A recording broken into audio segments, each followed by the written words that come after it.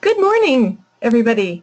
Welcome to Homeschooling High School in Alberta for the year 2017-2018. We're glad you could join us. So I'll introduce myself. My name is Judy Arnall. I'm a certified Canadian family life educator. And no, I don't teach kids, I teach adults. I teach family communication at several places, and I have homeschooled my own children too. I have 5 children. They range in age from 14 to 25. And although I am a bit of an idealist, I go to conferences, I understand research, but I am also a realist in that I don't always take what I learn out there and apply it at home. But it's been a very fun journey, absolutely. I've written 2 books. One is called Parenting with Patience, and it's all about handling parents' stress and anger and helping our kids handle their stress and anger. And the second book is Discipline Without Distress, and that's how to solve any parenting challenge from parenting babies to teens without using any punishment. And both books have sold very well. I'm quite surprised. So anyways, if you're interested, they're on Amazon or in bookstores. And my new book coming up soon, I hope, is called Unschooling to University. Hope that might be out next spring. It's just I'm finding less and less time to do that. I teach for several organizations. I have been a parent educator for the last 20 years in Calgary and around Alberta. I teach the Terrific Toddlers program, which was developed by Alberta Health Services, and I was on the curriculum team then. And that's for parents of ages 1 to 4. And then I teach parent effectiveness training at the University of Calgary, continuing education, and that's for parents of ages 2 and up to 50. So this is a recorded webinar, so it's going to last about 1.5 hours. And if you want, feel free to schedule some coaching time with me, and I can answer your individual questions after. So we don't have to worry about this or this. Okay, so what do I know about high school? Well, when I first encountered high school, when my oldest son was entering it, I thought, oh my gosh, this is so complicated. And lucky for me, I had a lovely mentor named Lynette who I would call up and ask all sorts of questions about. Well, since then, I've come a long way. I've graduated 4 kids from high school, and they started in about 2007, and it's now 2017. So yes, I've been in high school 10 years. Not me myself, but I feel like I'm back in it again. And so, so most of all my children did self-directed high school. So parent-directed, self-directed. They didn't go to a school to do it. Now, 3 of my older children are finished university graduates. One's a graduate in English, one's a graduate in nursing, and I hope to have a soon-to-be graduate in electrical engineering. And I hope to have my 4th child actually enter university in the fall, so we'll see where that goes. And then my other child, my youngest, he's just happy playing video games this year because we're unschoolers. So the goal here is you want to leave doors open. Not all children go to post-secondary.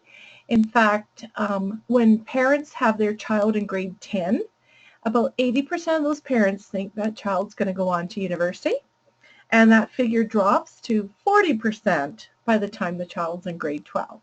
So during those years, kids definitely make up their own mind on if they're going to go ahead and where they're going to go, for sure. So let's talk very briefly about the future of education.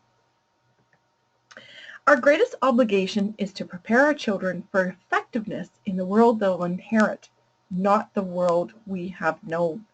That quote's by Grace and Kirk, and that so sums up education today. We have no idea what our children are going to need 50 years from now. And the best we can do is hope to prepare them for what we see is coming, but none of us are sure of what's coming. The OECD PISA results came out in 2012. What these are is it's a worldwide comparison of education systems. About 500 15-year-olds from about 70 countries get together once every 3 years to write exams in math, science, and reading. So far, Canada's been doing very good. We kind of dropped out of the math top 10, the last one in 2012, but we have since recovered. But we're in the top 10 for science, and of course we're 7th here in reading. Now this is 2012. The latest results are 2015. Yay, we're 10th in math, so you can see where is it? Right there. We're 3rd in reading, look at that, and we're 7th in science. So those are pretty good scores. These, I remember my school board at 2015 did put a call out to students who wanted to write them, and we weren't old enough, so we didn't, but I know homeschoolers are included too, so we're doing pretty good. In Alberta, we've had 2 overhauls of the education system. One was in 2009 called Inspiring Education, and one was in 2011 called Our Children, Our Future. From that came 3 main goals, is to create students who are engaged thinkers, ethical citizens, with an entrepreneurial spirit, because not all the time will they have a job ready for them. They may have to create their job. The main focus of that is that we're moving from content to competencies.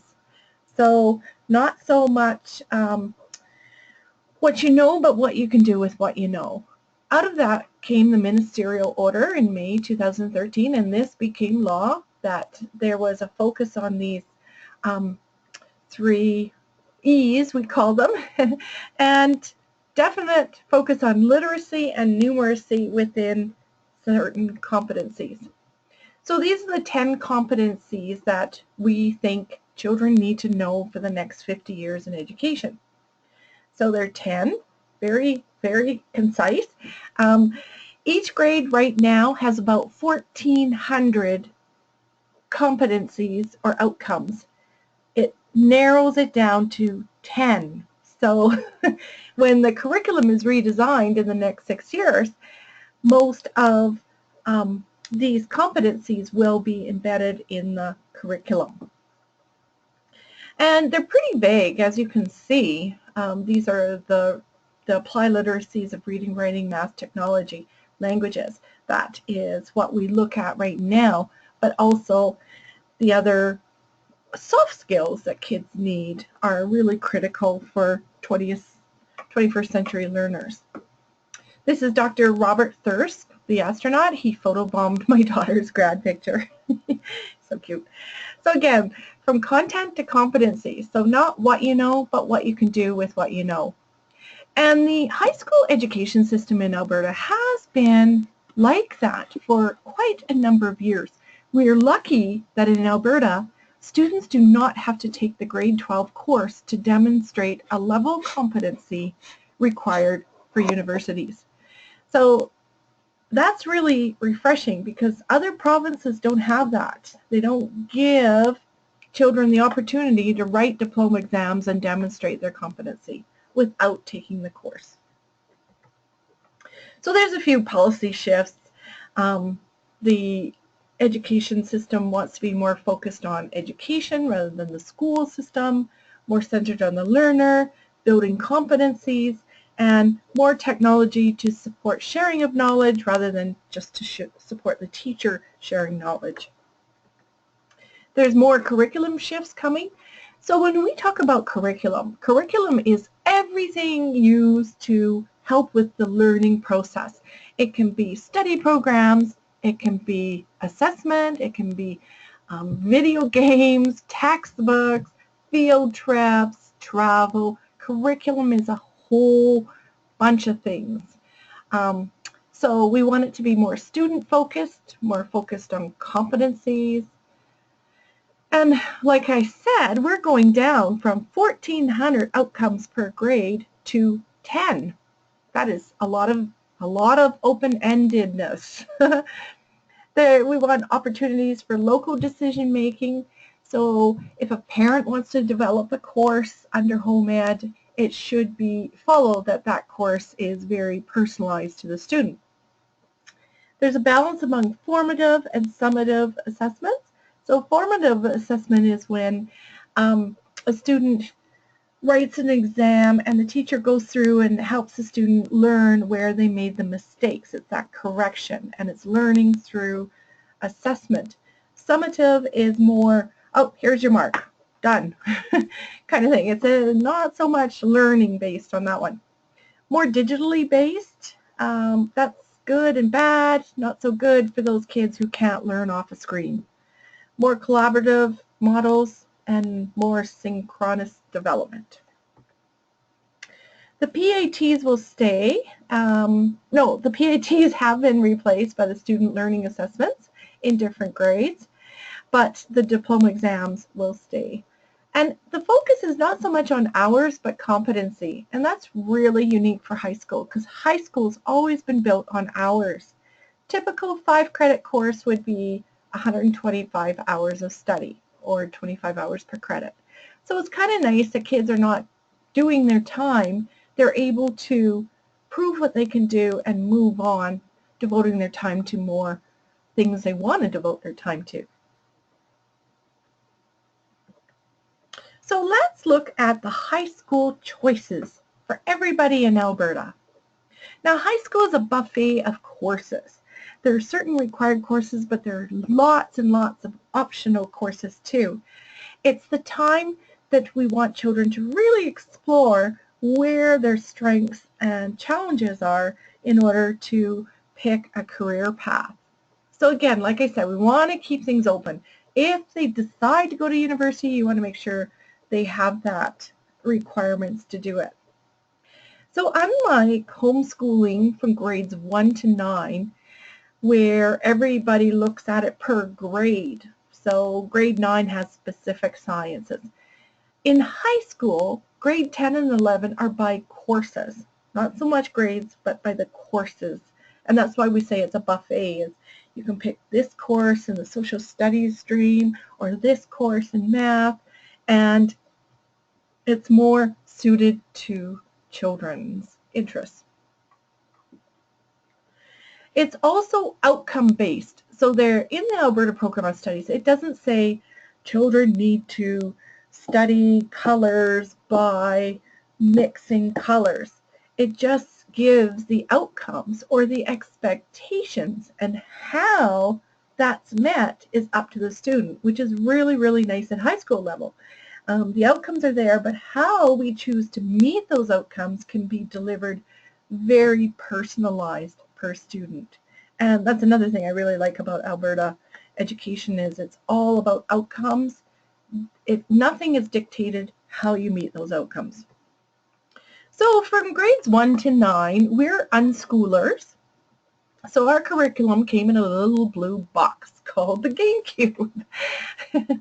and the kids played a lot. They did projects. They did a lot of self-directed projects, hobbies, whatever they wanted to do. And then I asked them in grade 10, do you want to work towards a diploma? Because diplomas aren't always necessary. And they decided yes, they would. In case they didn't go on to post-secondary, they thought maybe having a diploma might be a good idea. So that's what we did. Now, at age 15, which is grade 10, the brain changes. They're definitely fine-tuning their abstract thinking, and their executive function is kicking into gear where they're ready to settle down, look at more serious work, take on a lot of responsibility for their own learning. A lot of children are much more motivated to pursue paper-based work at that age because their frontal lobes, our prefrontal cortex, all developing that executive function, which means working memory, self-control, mental flexibility, and focus. Kids really come into their own at high school.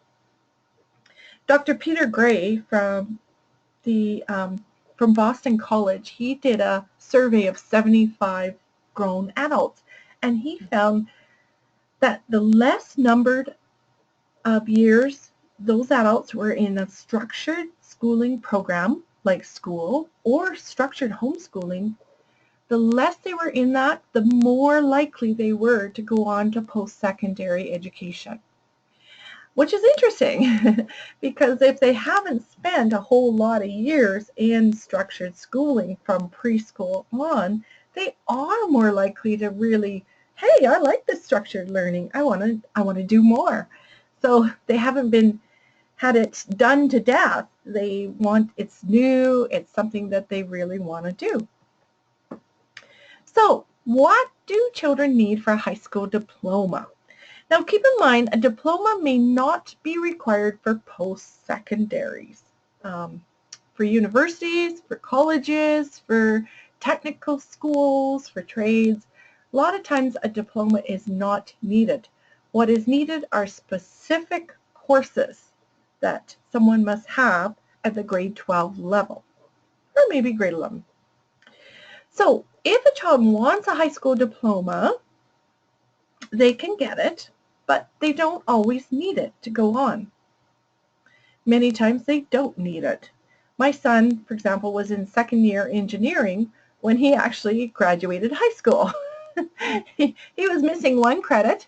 He did all 3 sciences, math, he did biology, chemistry, and physics just because he loves science. But the third and second sciences didn't count for CTS credit. So he's missing 1 CTS credit, and he couldn't graduate because of that requirement. So what is required? 100 credits are required for a diploma. CALM is mandatory. That's a course grade 11 takes. Phys Ed is mandatory at grade 10 level. 10 credits are necessary out of CTS, Career and Technology Studies, Fine Arts, Phys Ed, Second Language, or Registered Apprenticeship. English Language Arts and Social Studies need to have credits to grade 12. So you need 15 credits in English, 15 credits in social. The child also needs 10 credits in science and 10 credits in math. Now, that can be to a grade 11 level, but for example, science, a child could do science 14 and science 10 still at grade 10 levels and still meet the 10 credit requirement. Then they need 2 other courses at a grade 12 level with 5 credits each. So that could be work experience, special projects, registered apprentice, CTS, or course. So all total, the average child needs about 58 credits for core courses, and the rest, 42 credits, are made up in options. There are 3 program types in homeschool high school. Number 1, traditional parent-directed, 100%. Now, parents can choose to follow the Alberta Program of Studies outcomes, or they can just keep on teaching, same as grade 1 to 9, anything they want. The second program is blended, so that's part parent and part school. The school delivers their part mostly online or through correspondence. The parent, on their part, can either teach the Alberta Program of Studies outcomes or anything they want. So the only change here from grades 1 to 9 is that the blend percentages are different. It can be, instead of 50-50, it could be 20-80. So 20% parent, 80% school. Or it could be 80% parent, 20% school. Either way, it's a blend. It's part and part. The third option is 100% school-directed. If it's school, they have to follow the Alberta Program of Studies. Online is called distance education or correspondence, or it can be a physical school called high school, where kids actually take a bus and go. So that's 100% school-directed.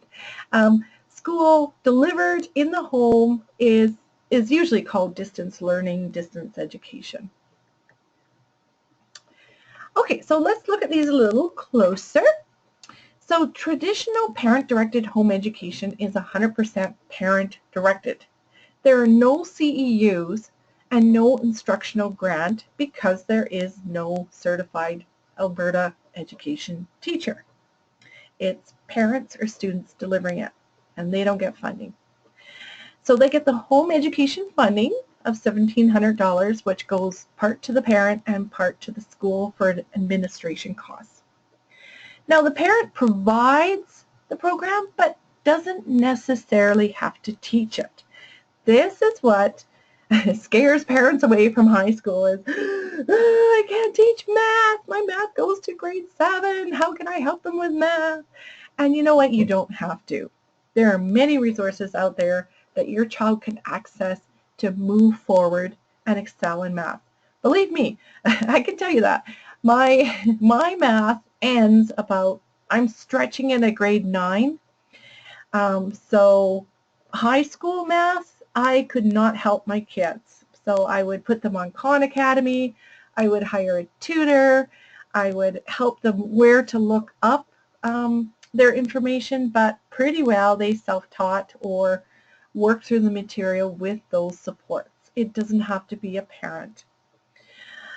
Okay, so parents can delegate to Chinook Learning, CBE Learn, ADLC, or other online schools that provide. Or the student can self-teach and just write the diploma exam. In the blended portion, like I said, it could be 20 to 80% parent or 20 to 80% school. There are some CEUs, and part of the funding does come from the school delivered part. The school delivers it via in-house curriculum, online curriculum, or Alberta Distance Learning Center curriculum. Now, if a parent takes, or if a parent's child takes 2 teacher courses, then it slides from traditional to blended. Okay, so if 2 courses are funded as teacher taught, school provided, it is moving from traditional to blended. Okay, so let's look at the first one. Let's look at parent-directed home education high school. Now, here again, there are 2 types within this. It is often student-directed, but it's parent-directed under the home ed regulations, so that's what we call it, parent-directed. Now, they can either, students can get marks and credits, or they can finish the the schedule of learning outcomes by age 20. For marks and credits, they may get a diploma, and they can get marks and credits for the 4 cores and 1 option that most post-secondaries require. They don't require a diploma, but they do require 4 cores and 1 option. That would be your math, science, social, and English, and 1 option. And it's much more flexible than school-directed, but keep in mind it has to follow the Alberta Program of Studies outcomes. Those outcomes have to be reached if children want to get marks and credits, which means you have to teach evolution. To finish the schedule of learning outcomes by age 20, you can do that too. You can teach by that. There's no diploma, no marks and credits. It keeps Alberta education happy because your child's getting a basic education, and it's probably the most flexible option. So what you would do is just continue to follow these 22 outcomes. So reading for information, understanding and enjoyment, write and speak clearly, appropriately for the context. They're very, very vague. But if you follow these, you may not get marks and credits for your child. Okay, so let's look.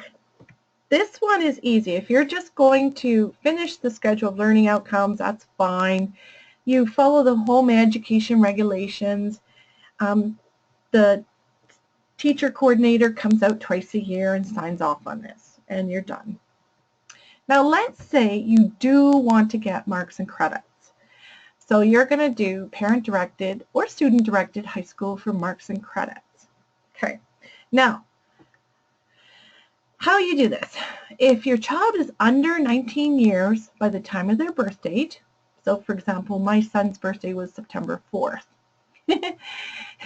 So September 1st, he was under 19. Yay! Just squeaked in there.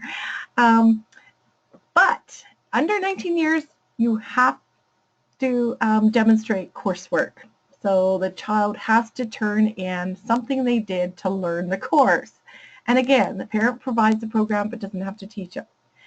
You can purchase ADLC materials, Alberta Distance Learning, or you can purchase a Chinook course, an ADLC course, or a CBE course. And if it's only one course, it's still parent-directed. If it's two courses, you're moving into blend. Okay, so if your child is over 19 years or has been awarded a diploma, maybe they're just picking up a course for a program they're going into, they do not need to do coursework. They can write the diploma exam, and the exam counts for 100% of marks and credits. If they don't present grade 11 or 10 marks, they'll just get a P for pass and get credits for those levels. Okay, so 19 is a very interesting year.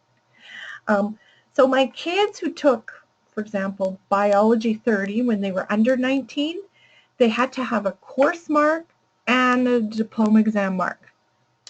For my kids who took Biology 30 over 19, they didn't have to take Biology 10 or 20 as a prerequisite. And if their diploma exam was higher, the mark was higher than the combined course and exam mark, the diploma exam mark would be the one on their transcript. If their diploma exam mark was lower, then they would take the combo mark. So it's kind of interesting. Who supports parent-directed high school for marks and credits? Okay. The yes side, these are the schools that will apply Section 6 of the Home Ed regulations and supervise students for marks and credits at high school level under the parent-directed home education program. The schools on the right-hand side will not.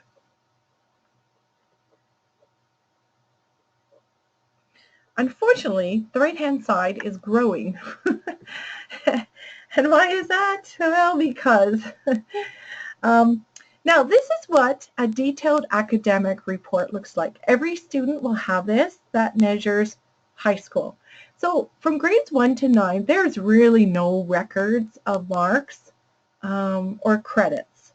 That kind of just disappears. Other than the report cards you get, that doesn't show up anywhere for post-secondaries.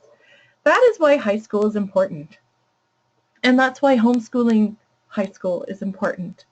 So on the detailed academic report, you can pull this off at mypass.alberta.ca, and it's called the Detailed Academic Report. And you go into that site, you create a password for your child, you get everything you need. You get your diploma exam results there, you can get this, you can apply for transcripts, those kinds of things. So this shows which course was taken. Every course at high school level is numbered, and the number is the same all across Alberta. It's a name, then you get your marks and your credits, and what school year you took it, whether it was a full year semester, and every school that reports marks and credits reports their code, so they know what courses are coming from what school. And for those grade 12, you get a school mark or an exam mark, and that adds up to the final mark right here. Now this is what a transcript looks like. This is what you need to present to universities, post-secondaries, so they can see what your course marks are. These are the only transcripts accepted in Alberta. Parent-made transcripts are not accepted. So what this has is the child's name, birth date, their student number, and whether a diploma was granted. And again on here, they can tell which course, what year the course was taken, what the school was who provided it, what coded school it was. So they can see, oh, this student took English Language Arts 30-1 through CBE Learn and 20-1 through a different school. The credits are posted. The school awarded marks are posted. The diploma exam marks are posted. And the final mark is in this column. Now, if a mark is over 80, you will have an H on there for honors. Okay, so let me just talk about these marks for a minute. So sometimes when children write diploma exams, they get a lower mark than the course mark. Usually the exam mark and the course mark should be within 10%, just for fairness. But sometimes they write the exam and they get a higher mark than the course mark. This was back in the time when it was 50-50, which I think is a very good balance between subjective assessment, you know, because sometimes the teacher doesn't like you, and a real objective assessment, which is the exam mark. Who doesn't care who you are? It's fair to everybody. So 50-50 was a very nice proportion. Now the mark is 70% the school mark, 30% diploma exam. So this is why school marks matter, and this is why parents want to direct and teach those courses, because 70% is a huge chunk. Oh yeah, the 50 here was because he had no coursework to show for that. He did it, but he couldn't. He moved back from a different city and lost all his proof. So that didn't work very well. He got a 50%. Next time, keep those course marks. Another thing too is when my son wrote the Physics 30 diploma exam, the first time he got 61% because he was sick that day, and it was 50%. So he went back 4 months later, rewrote the exam. They always take the highest mark, which is really nice. So that gets wiped out and replaced by that. So why don't boards support parent-directed home education? Well, sometimes it's just comes down to one thing, and a child's best interest should never be about funding. So it'd be nice to hopefully push back and hope more boards do support it, because it really is an option for a lot of home education parents. They don't want to send their kids back to high school. Okay, let's look at age 20. Now, I talked about when age 19 is that kids can do away without the course mark. At age 20, things change too. Things can get a lot more expensive.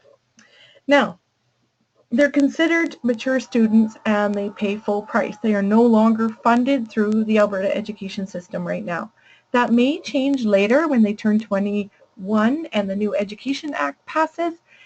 It may raise that rate to 21, so they'd have an extra year of free or cheap high school. So right now, before age 20, courses cost about $60. That may change too. But if they're over age 20, they can still take the high school courses, but they pay university rates, like $600. They can take them, again, through ADLC, online, Chinook. And over age 20, no prerequisites are required. So they do not have to take any grade 10, grade 11 courses to take the grade 12 course. That's okay. Biology 30 is a standalone course, so if they don't take Bio 20, that's fine. English Language Arts is standalone, and so is Social Studies. Chemistry, math, and physics, prerequisites are recommended because they do build on those skills. And again, the diploma exam, it's either a 30-70% course exam, sorry, that is incorrect, mark, or 100% exam if it's higher. Or, you know what, they can just challenge the diploma exam. They pay $26, register for the exam, the mark counts for 100%, and they get retroactive credits and a passing mark for grades 10 and 11. Now, to get scholarships, they do need marks in grade 10 and 11, so this might not work if you want your child to get scholarships. But if they just want to get the courses, get into post-secondary, a lot of unschoolers go this route. So unschoolers will go through some prep in the grade 12 year, challenge the exams, and get into the post-secondary as their choice. So homeschoolers need flexibility. You should do the courses students need and obtain credits for the ones they don't. And again, as Inspiring Education says, it's not what one knows, but what one can do with what they know. So for example, my daughter, she has never taken a formal English course. She's an unschooler, but she loves writing and reading. So she has taught herself plot, character development, storylines. She has written 5 books by the time she takes grade 12 English Language Arts 30-1. So does she have to do the whole course? No, it is so elementary to her. It is wasting her time. Again, it's not what she knows, but what she can do with what she knows. She knows enough about English Language Arts to write 5 books. So what does she do? She writes 4 essays. That counts as her coursework, and she got 84% on the diploma exam.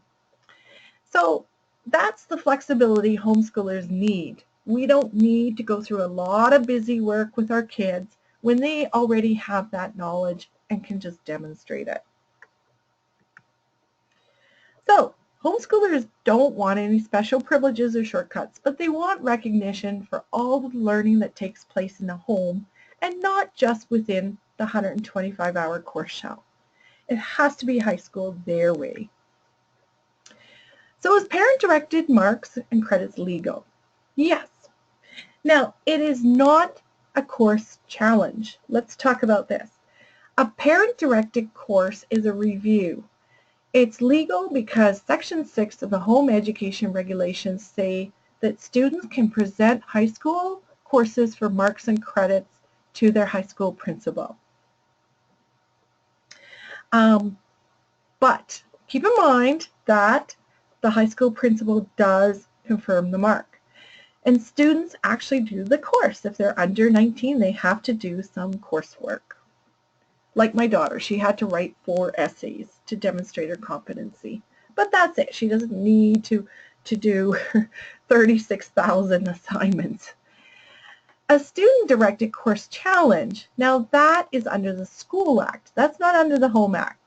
And it may be for home ed students who are following a parent-directed home ed program that doesn't follow the Alberta Program of Studies and wants to have high school credits. The course challenge option could apply to them. So students don't do the course but possess the competencies. Now that may be for children who are doing the solo, the schedule of learning outcomes. They may want to do a course challenge. So, methods and resources. Methods are workbooks, textbooks, websites, games, movies, documentaries, online courses, audio materials, field trips, classes, and family activities. The world is our classroom. We can reach those outcomes anyway. Lots of resources there. What some parents do is they get together group learning. So they can get a group together. For example, we did that for grade 11 English. We got 8 boys together. We hired a teacher. We split the costs. And the school board reports the credit and marks after a subject matter expert assesses it for outcomes. I would be careful though, because my 2 sons took the same course and one school board assessed it as English Language Arts 20-1, which is university stream, and another school board assessed it as English Language Arts 20-2, which is not university stream. So be sure again to run the course proposal through your school board just to make sure it's the course that they would accept for that level.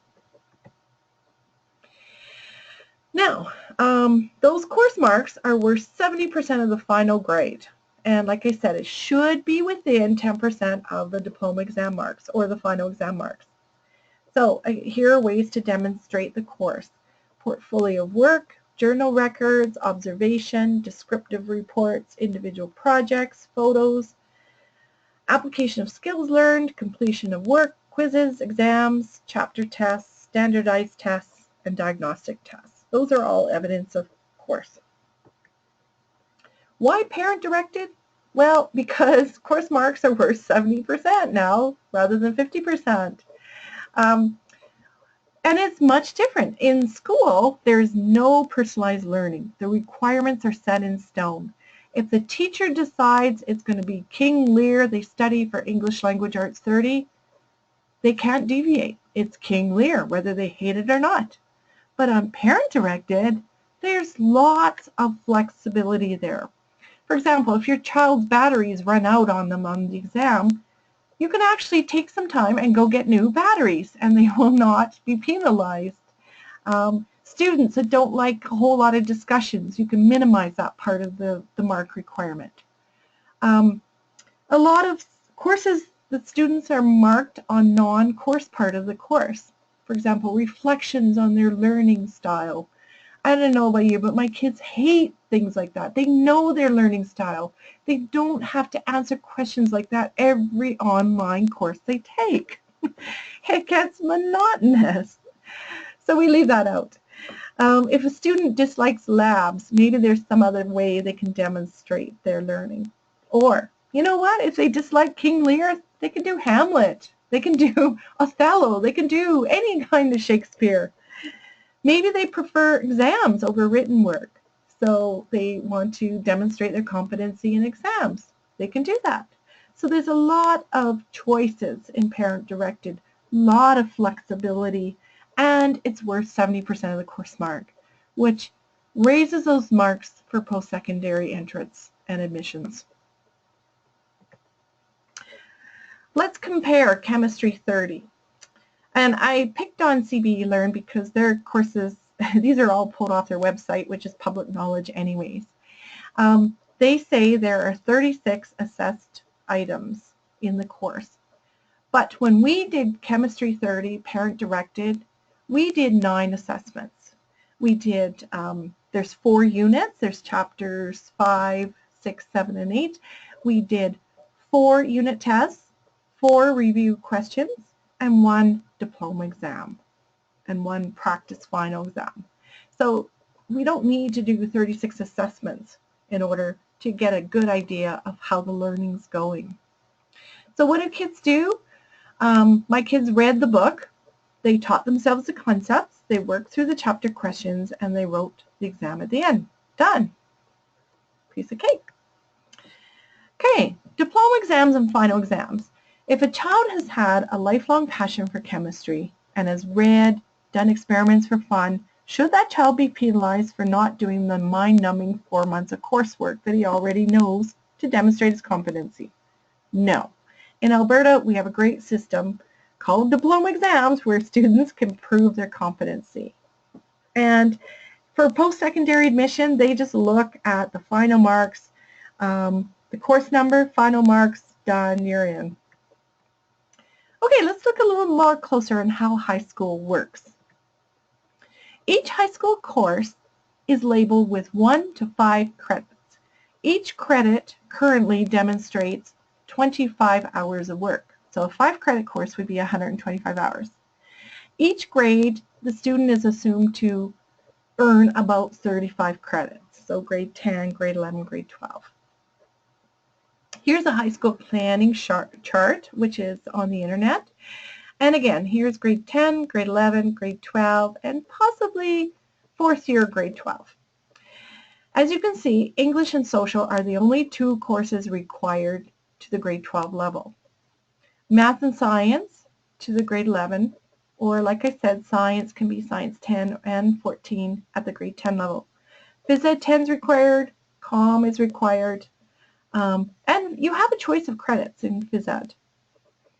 And then some specific requirements, 10 credits of fine arts, languages, like I said before. And then 10 credits in 30-level courses. And that's what you need for a high school diploma. Okay, so core courses. They're all coded.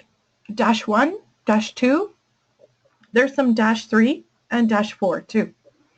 -1 is the university stream. It's what we used to call matriculation, used to be pure math. -2 is colleges and technical schools, and -3 tend to be trades and work. So for English language arts and social studies, there's a -1 and -2 stream. Math and science, grade 10 has a common entrance of either Science 10 or their Science 14. Grade 11, that's where you stream into different, you can take the all general science, or you can take chemistry, biology, or physics, depending on what the program is requiring. And same with grade 12. Grade 10 math, 10C is a common core, same with science. And then grade 11 you start streaming either math -1, -2, or -3. Can parents override recommendations for course selection? Yes. Parents have a right to direct their child's education, whether in a physical school or home ed. They always know their child's abilities best. When my son was in a special school, they decided to put him in the math 10. I'll go back here. The math, back then, yes, it was 10-4 stream. And I said, no, I don't think so. I think he can handle the applied stream. So I insisted, and he got into the applied stream. And then he graduated high school. He had no, other than grade 11 math, no math or sciences above grade 11. And then he decided he wanted to go into a STEM career.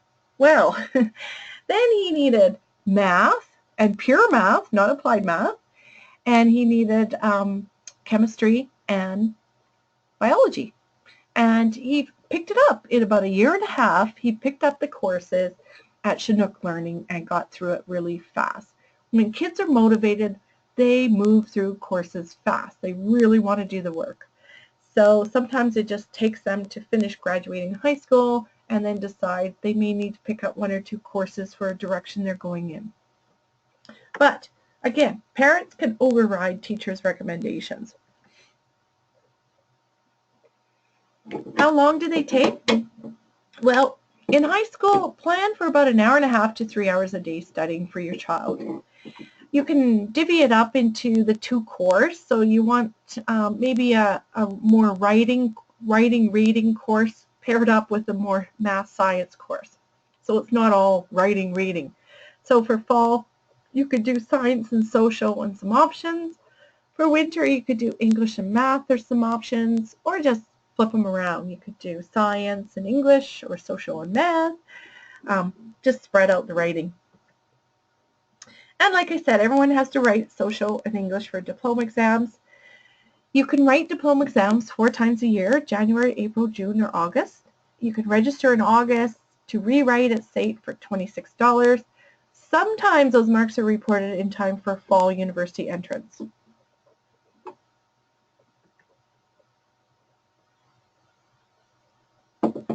So, how do you get into post-secondary? You don't need a diploma unless your program says, but most every child needs 4 cores and an option. Or they could apply as a mature student over 21. The only course they need as a mature student is English Language Arts 30-1, and they need a mark over 65%. Now, it depends on the program. If they're going into engineering, they're going to need chemistry and physics. If they're going into biology or nursing or biomedical, they need chemistry and biology. But be sure to check the website of where they're going to go. Most applications are taken online, so they never see your child. They don't see your child's resume. They don't care if they're doing volunteering or leadership. At that initial application, it's just course marks and courses. For some universities, for example, this is University of Victoria, homeschool information, it is an admission requirement to be a secondary school graduate. That means high school graduate. Therefore, homeschooled applicants must be able to present proof of completion of a program that has met graduation from a recognized educational jurisdiction and also faculty-specific minimum subject and academic average requirements. So if you are presenting a parent transcript, try and name your courses most closely to the courses offered by Alberta Education and make sure all the subject matter is the same. So, for example, in chemistry, you have to follow those 4 units, and organic chemistry, electrical chemistry, I don't know what it's called, but you've got to make sure your child has standards in that because they're going to want to see what a course outline looks like. Same with transfer students. If your child is transferring from Athabasca into University of Calgary, they're going to have to show course outlines of the courses because the whole team of acceptance team looks at those and makes sure they're matched. And if they're 50% matched, they may get half a course credit. If they're not matched, the child will have to take makeup courses. So after 18 years, upgrading. So again, do you want to do it at a high school or do you want to do it at a post-secondary prep? So I would suggest do it through high school. It's still funded for $60. You don't have to pay the $600 if you took, say, Chem 30 at Mount Royal or whatever the equivalent is. And if you take the Chem 30, the high school course, it's eligible for scholarships, whereas post-secondary Chem 30 equivalent is not eligible. So try and finish high school by age 20 on September 1st. Otherwise, it's not funded. Then your courses are going to cost $600. We learned that one the hard way. Children can pretty well start earning credits from ages 14. So we started in grade 9.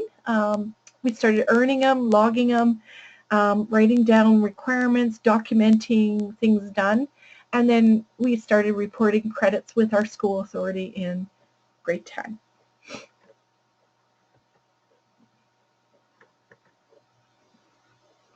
Okay, where do you get parent-directed curriculum? If you're going to follow the Alberta Program of Studies, you can purchase any course material through ADLC or online. Try and go through your board for a discount, and 100% of the outcomes must be presented for marks and credits, and the student's mark is the percent of outcomes that have demonstrated that competency.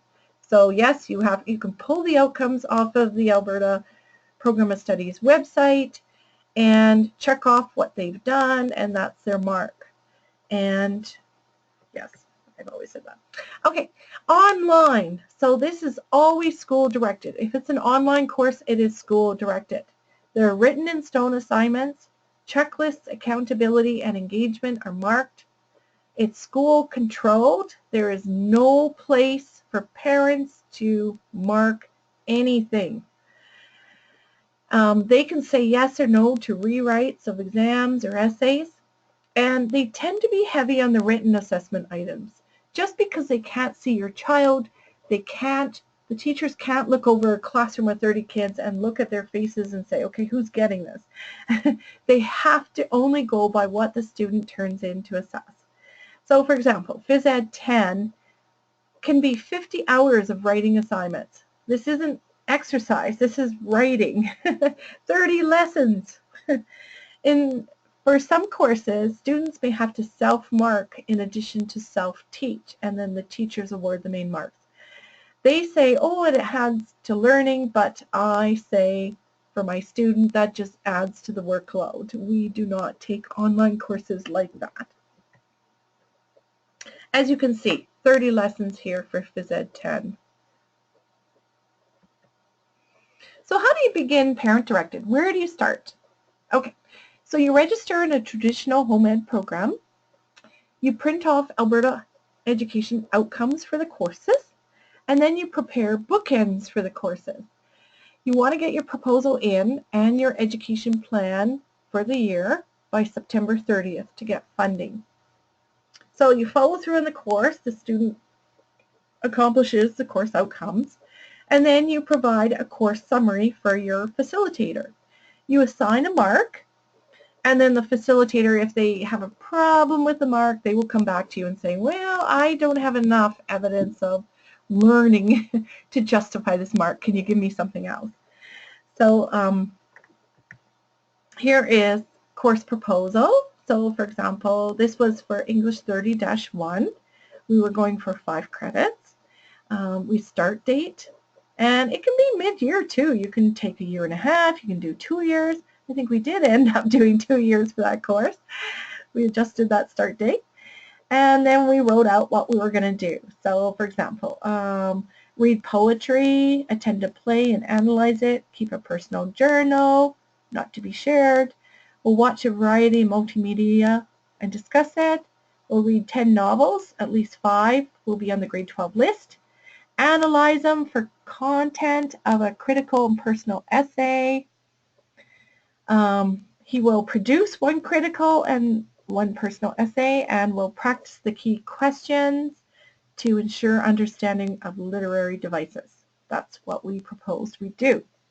Then we put down our resources. We're going to use novels, movies, play, exam bank, family discussion, and internet research. The student signs it, the parent signs it, and then they go do all this stuff. Then they come back a year later and say, okay, this is what I've done. So, and then the supervisor writes down the evaluation, everybody signs it, put down how many hours you spent in the course, and then the parent gives the mark. Now, the school has to approve the mark because they're reporting it, so they are the final authority on that. Keep in mind, kids still need adult support. They should plan for regular study. They should welcome accountability, and as a parent, you still need to check in and make sure they're on track. Here's how we reported the courses at the end. We put the proposal and the course summary in here and samples of the work. You don't have to include the whole course. You're including samples of what they did. So we did this for phys ed, special projects, foods. We had to number what foods we were looking for, English language, social. These are some of your best help. The key helps them study for the diploma exams. There's lots of practice questions in there. There's a final exam in there. These can be for chemistry 20, science 10, all the grade 10, 11, 12 Alberta curriculum courses. Make sure you have the right year. The curriculum changed, especially for the sciences and math, around 2007. So make sure you don't buy old books because you'll have the wrong curriculum. Make sure it's up to date. Let's go through the courses. Okay, English 10, 20, and 30. The content is the same pretty well for -2 as -1, but a little less challenging on critical analysis. So the kids would study the film, play, novel, poetry, short stories, journals, Shakespeare, and some Canadian texts. The diploma exam consists of multiple choice, so learning literary devices, 1 personal response essay, and 1 critical analysis essay. The children can pick what text, novel, or film they write the essay on. So they can study it really well. They'll get a very vague question in the exam, and they can write an essay on the spot. So English builds skills on each grade. That's why you can do English 30 without doing 10 and 20. So a good book for English grade 10 is Sightlines 10. It has a whole selection of really, really fascinating reading in there. I actually read that book. It was so interesting. Grade 11, there's Viewpoints 11 and Reference Points. Those are both commonly used for grade 11 texts, short stories, poetry, those kinds of things. For grade 12, there isn't a textbook. It's mostly pulling from novel studies, those kinds of things. Okay, so if you do it online, the child will be doing 50 lessons. If you do it parent-directed, you can really personalize that. For social studies, the academic stream is -1, the practical is -2.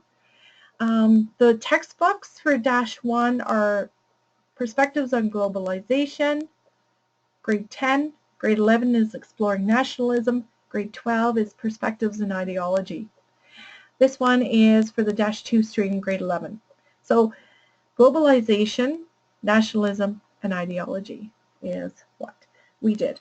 Basically, my kids just read the textbook and wrote the exam banks. Here, the online course for CBE Learn is 42 lessons. A lot more work. Okay, Math 10C is a common math, or unless you're doing 10-4. So everybody has to take this, and then they decide if they're going to do STEM math, which is the -1 stream, or Arts and Humanities math, which is -2 stream. So this is STEM book for grade 11 and grade 12. Here are the streams. So everybody does pretty well this one, unless they're going to go into more work related rather than post-secondary. So from 10C, you can go, this is the STEM path, and this is the humanities path. And again, here it's 39 lessons. Look, Science 10. So everybody does Common Science 10, and in there are 4 sections: biology, physics, chemistry, and earth science. So students get a little taste of everything. They can decide, I really liked biology. Maybe I'll take bio 20 and 30. So chemistry 20 and 30 is in one textbook. The first half is Chem 20, the second half is Chem 30. And the topics build. This is commonly the text used. It's Nelson Chemistry. And here's a comparison of what they would do school-directed, 46 lessons. But we didn't. We read the textbook, worked out the questions, assessed using the exam bank or the key questions. So we did unit review questions, 4 unit exams, 1 final exam, 1 diploma exam. Done out of there.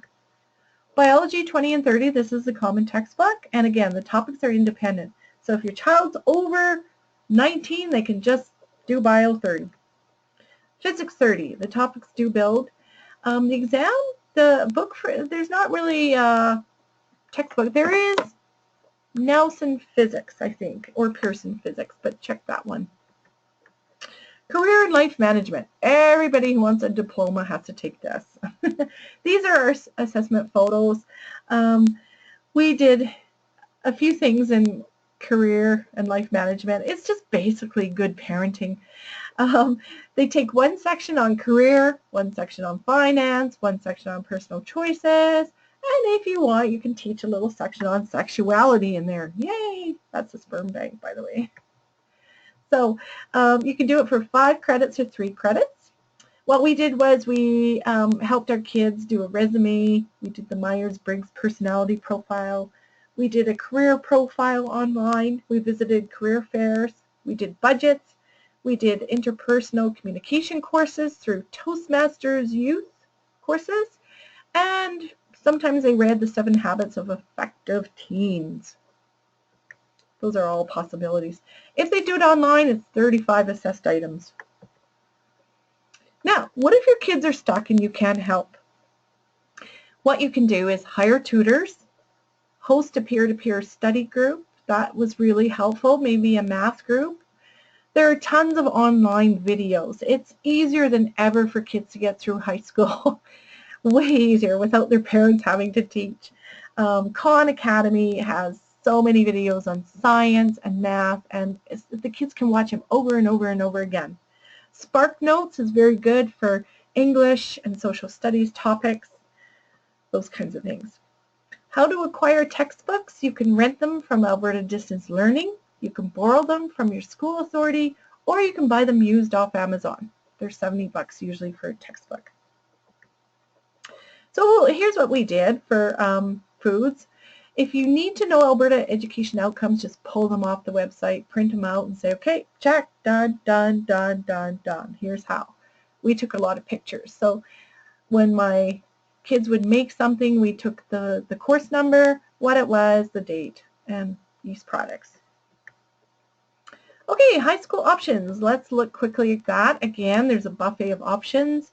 If you look at career and technology courses from the Alberta Education website, you can see what there is available in courses. You got to do phys ed. You could do phys ed to grade 12 level if you want. That's an option. Grade 10 is mandatory, but they can keep going for 10 more credits. Art is really popular. French, registered apprentice program. So for foods, take a picture of the food you're making, make a sign if you want. Make sure your child's in the picture. You just can't pull things off the internet and present them. So date it. Picture is good. Phys ed 10, 20, and 30, we also did a lot of pictures, and we logged hours and dates. Work experience, again, we volunteered at the food bank, volunteered through various organizations, or just got a job. And again, you can log hours. You do have to fill out some forms for your board. And here's some assessment photos. Our snow shoveling job. Special projects. Now that is where your child can really shine. You can get 5 credits in each grade for that one too. We did travel. We did a basement renovation. We did a computer building and coding.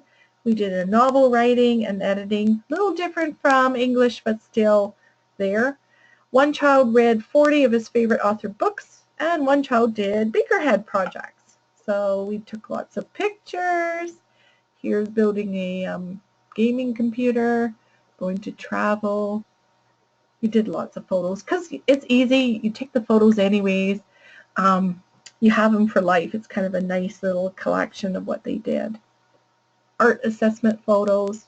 We did painting, ceramics, costume making for Comic-Con, and you can claim all these in your resource funding. Yay! Okay, school-directed options. What is there? So let's say you are not confident to do it under the parent-directed. If you do school, kids can do school from home, but it is school. You have no input in it. You have to do what the school dictates. So, for example, here's what they would do. If they did an online course, this is what they would get. This is Chemistry 20. So they would read it, do some quizzes, do some exercises, do some labs, do some reports, do some PowerPoint, submit it in a Dropbox, get a mark. So some courses have no live component. Some courses do. It depends on the school authority and what they're offering. If you want a teacher that teaches live over the internet, you have to ask if that's what they do in their courses, because some don't. Some it's just reading off a screen, which to me is the same as reading off a textbook under parent-directed, but I get to give the mark under parent-directed where you can't here. All the online courses for high school level from Alberta Distance Learning are free, so that's a really good thing. If you choose correspondence, there is a fee, but a lot of times correspondence courses are writing overload, really a lot of writing. Or kids can go to a physical classroom. By about age 17, they can go to Chinook Learning, which is an upgrading school, and take courses. They can even do 2 courses in 1 semester, a lot of cores and some options. The only problem there is they're 3.5-hour courses, so they are long. The CTS Center is open to all, evenings, weekends, summer, but they tend to be options. Or kids can go to their neighborhood high school. A lot of home ed students tend to go to Bishop Carroll, but keep in mind it's a tutorial school, so kids are teaching themselves. They just don't have control over the mark like they would in home ed. And it's all or nothing. They don't have a lot of spares. They have to attend. They have to actually go there. Same with public high schools. The benefit of public high schools is it is direct teaching. They have teachers in classes. Keep in mind those classes are 30 to 40 kids. So, and they still do have a lot of digital online work. Not a lot of spares allowed. Another option is to go to Athabasca University. Anybody can enroll at Athabasca as long as they're over 16. They do not need any requirements, pre-requirements. So kids could take a year of courses there, get really good marks, and then apply to their post-secondary of choice as a transfer student. But keep in mind, most students' first-year university marks drop. And if there are certain competitive admission entrances for post-secondary, it could be hard because there's only a certain number of seats allowed for those. Now here's another thing. You could chunk high school by year.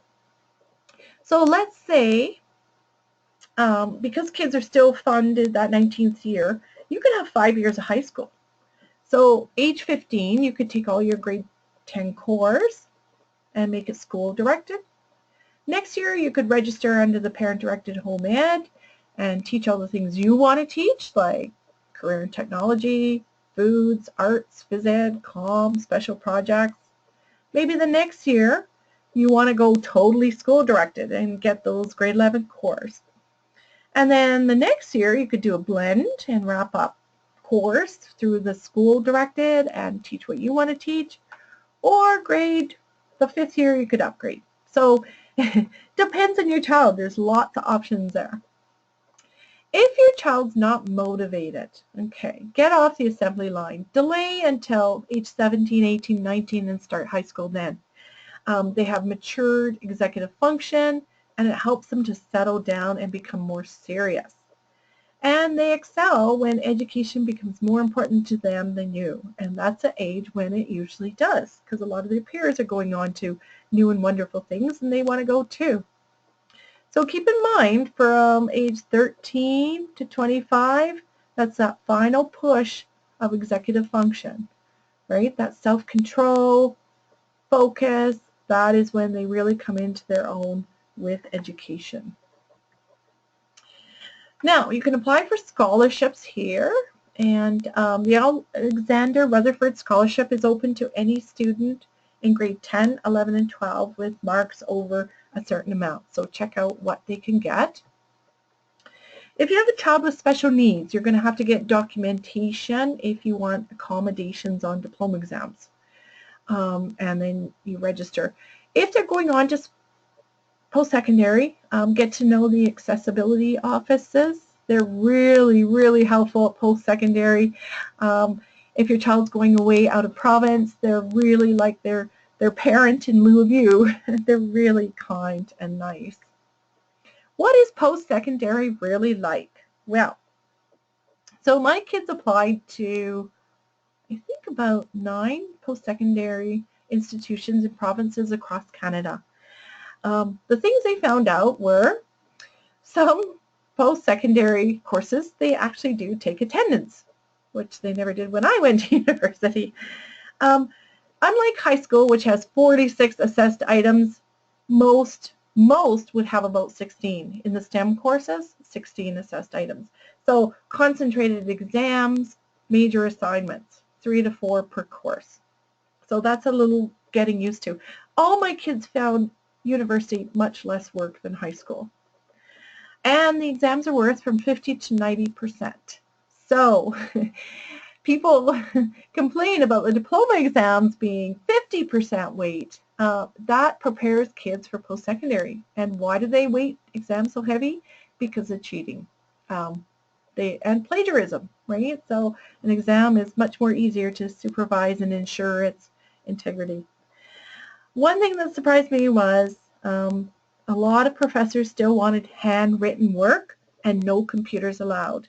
My kids were not good handwriters. They were unschoolers. They've never practiced handwriting from an early age. They were penalized a bit in writing timed exams.